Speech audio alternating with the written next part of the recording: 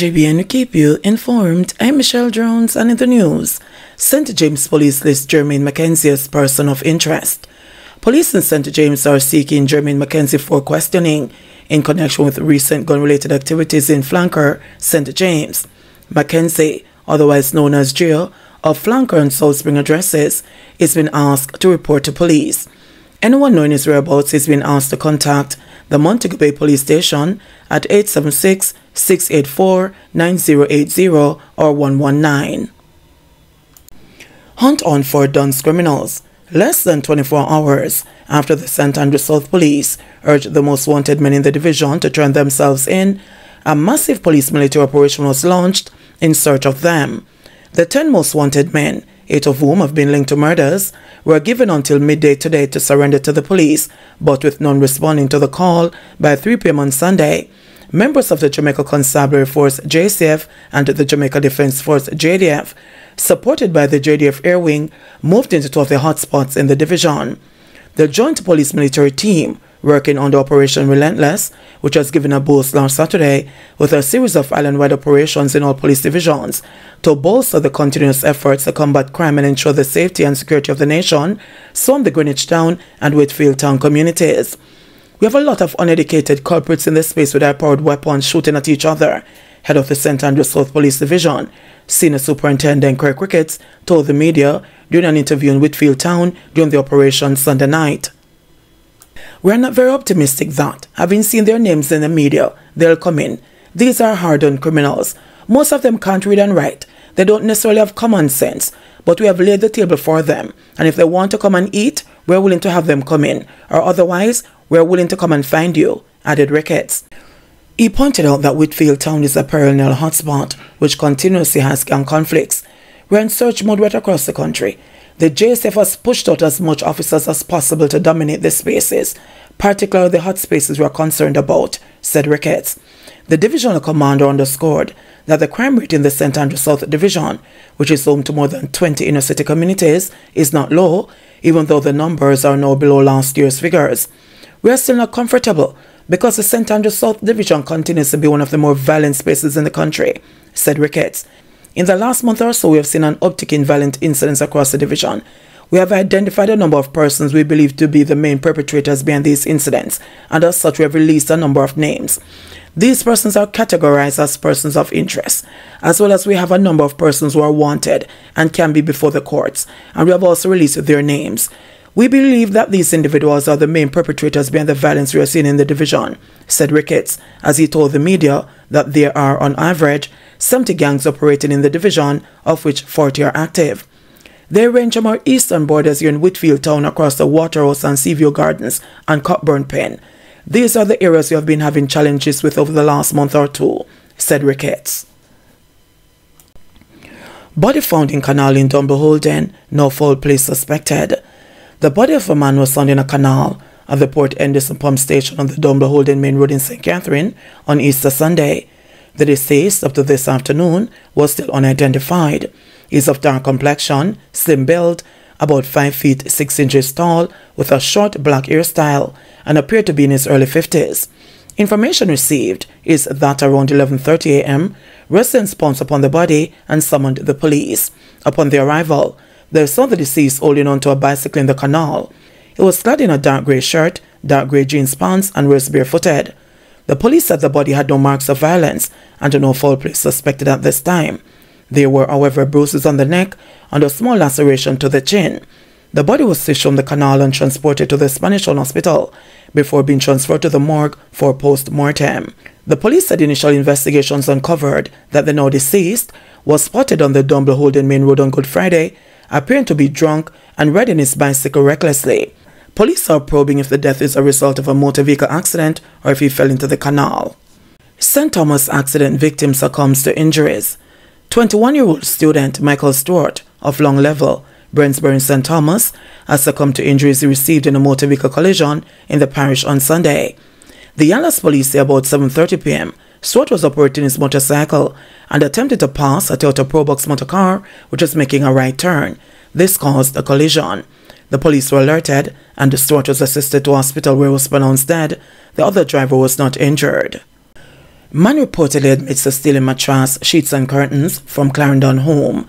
A 51-year-old man has been charged after reportedly admitting to stealing a mattress, 15 bed sheets, 5 curtains, a TV and 2 bicycles from a home in Maypen in Clarendon. Charged with housebreaking and larceny is Sylvan MacDonald, a computer maintenance technician of Palmer's Cross in the parish. Reports are that on Sunday, April 2, about 6:40 a.m., a woman locked her house and left. Upon her return on Tuesday, April 4, she discovered that the house was broken into and several items were stolen. A report was made to the police and an investigation launched. Lawmen conducted an operation at the suspect's house on Saturday, April 8, where he admitted to taking the items. During the search of his premises, some of the stolen items were recovered. Police hail exceptional investigative skills in solving St. James murder. The St. James police are reporting that they have solved the August 2022 murder of Anthony Jr. Williams, otherwise called Sonny T, using exceptional investigative skills and ballistic science. Williams was reportedly shot and killed between 2 a.m. when citizens reported hearing gunshots and 10 a.m. on August 31 when his body was found in Bamble Lawn, Lilliput, St. James. Detectives from the Barrytown Criminal Investigations Branch launched a probe, and a post-mortem later revealed that Williams died as a result of multiple gunshot wounds. On Saturday, October 8, 3 men were fatally shot and 3 pistols seized during a joint police-military operation in Hague Settlement in the border parish of Trelawney. 2 months later, in December, a ballistics report confirmed that one of the recovered guns, which was stolen from an elderly licensed firearm holder, was used to kill Williams. On April 3 this year, a witness positively identified Trevor Riney, also known as Stella Orbini, as the person who shot and killed Williams. Riney was one of 3 men killed in the shootout with the police and military in Hague Settlement. This case highlights the importance of ballistic and forensic science, along with traditional investigative strategies in solving crimes, the Jamaica Constabulary Force JCF said in a statement on Sunday. It added, "This achievement is significant in the fight against crime in St. James, and it sends a strong message to criminals that they'll be brought to justice." Meanwhile, the JCF is urging licensed firearm holders to secure their weapons with due care. It said if a holder falls ill, arrangements should be made with the local police and the regulator, the Firearms Licensing Authority, for safe storage. Jamaican man pleads guilty in death of U.S. prisoner. A Jamaican man faces up to 8 years in a U.S. prison and a $250,000 fine after pleading guilty in the death of an incarcerated man during a 2017 fight at a federal prison in Mississippi, American authorities said. Michael Phillips, 47, pleaded guilty to an involuntary manslaughter charge last Tuesday before U.S. District Judge Henry Wingate in Jackson, according to a news release from U.S. Attorney Darren Lamarca and Jamaica Phoebe, special agent in charge of the FBI's Jackson office.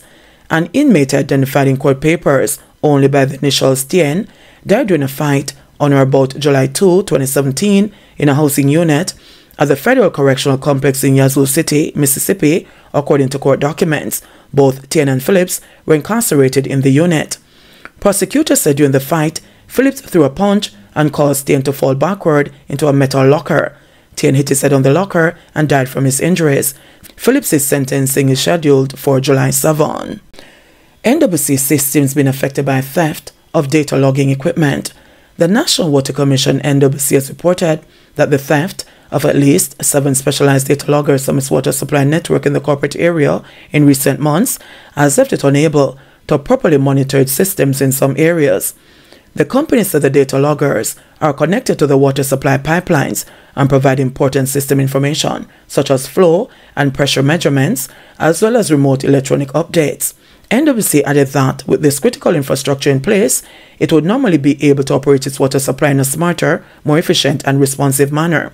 Consequently, the loss or damage of the loggers prevents the NWC from being able to monitor pressures and flows, identify systems issues remotely, initiate responses in real time, and even predict uncontrolled pipeline breaks and other issues in the immediate area, it said in a media release on Monday. According to the NWC, the thefts caused blind spots on its water supply network and could lead to disruptions in service to customers and significant reduction in the quality of service in the areas in which they have been stolen. The NWC said while the equipment is of great importance and value to it, it is unworthy of data loggers being of any use to the persons who steal them. And the NWC stated that the thefts have occurred despite the fact that the equipment is securely locked up. The utility provider is appealing to the public to report any observance of unscrupulous persons tampering with blue hydrant-like pillar boxes or any other part of its network to its security department at 876-929-354-025. It's 888-CALL-NWC, which is 888-225-5692 toll-free number, or the police. The NWC said since 2015, it has spent over $50 billion to upgrade its water supply network in the corporate area. This included installing thousands of data loggers, specialized valves, and other control devices to establish nearly 150 pressure zones across the 1,700 kilometers of pipeline network to reduce losses and improve system efficiency. JBN, we keep you informed. Please remember to subscribe, like, share, leave us a comment, and click the notification bell to receive our daily news items.